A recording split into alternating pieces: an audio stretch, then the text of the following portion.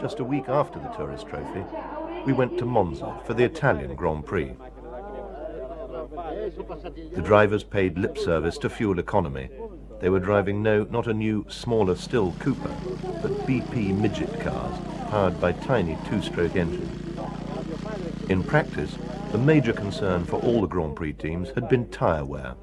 The fast Monza circuit and the hot weather were destroying tyres.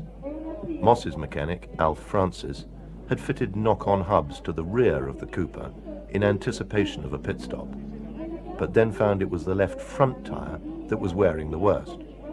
The Astons qualified only 16th and 17th. 𝗟𝗚𝗏𝗏𝗏 was still wearing bandages after the fire at Goodwood.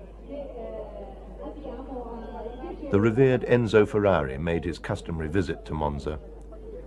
The Commendatore is seen at Grand Prix only once a year, and that's practice for the Italian Grand Prix.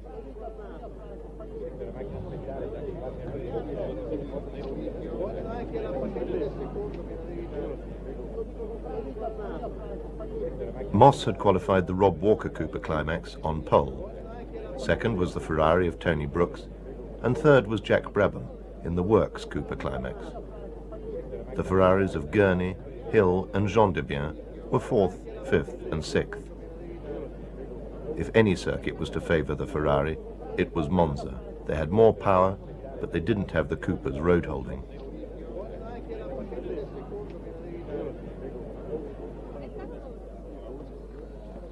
The Walker team discussed their tyre strategy. Could Stirling add a second to his Portuguese victory, I wondered.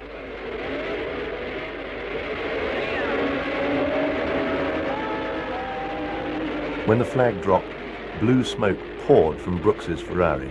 His race was already over. Stirling took the early lead, but by lap 2, the order was Phil Hill, Moss, Gurney, Brabham, and then a long gap to Schell, 𝗟𝗘𝗚𝗏𝗏𝗏, Ireland and Allison. The Astons were going better than they had in practice, but were still well down. Soon Moss was tightly sandwiched between the Ferraris of Hill and Gurney. Stirling had brief spells in the lead, but was generally happy to be in the slipstream of a powerful Ferrari. The third Ferrari of Allison joined this trio.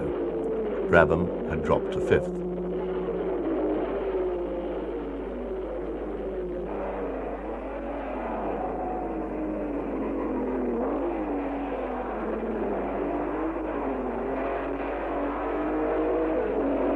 On lap 33, the leader, Phil Hill, pitted for tyres. In the next few laps, the other Ferraris all did likewise. After the Ferrari pit stops, Moss held a good lead over Hill and Brabham, who'd been promoted to 3rd. The Ferrari team expected Moss to pit, but he didn't. He cheekily tucked into the slipstream of Allison's Ferrari instead of lapping it. The wily 𝗟𝗚𝗏𝗏𝗏𝗏 had borrowed a sports car tyre from a Lotus Elite that had crashed out of one of the supporting races. This tyre had a full 8 millimeters of tread, which Stirling was now desperately trying to conserve.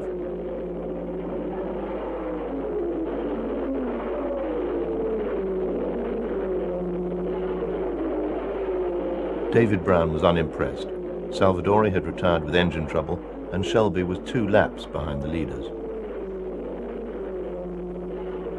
By running at a pace fast enough to prevent the Ferraris catching him, but slow enough to conserve his tyres, Stirling Moss won a convincing tactical victory, 47 seconds ahead of Phil Hill's Ferrari. Brabham in 3rd also drove the race without stopping.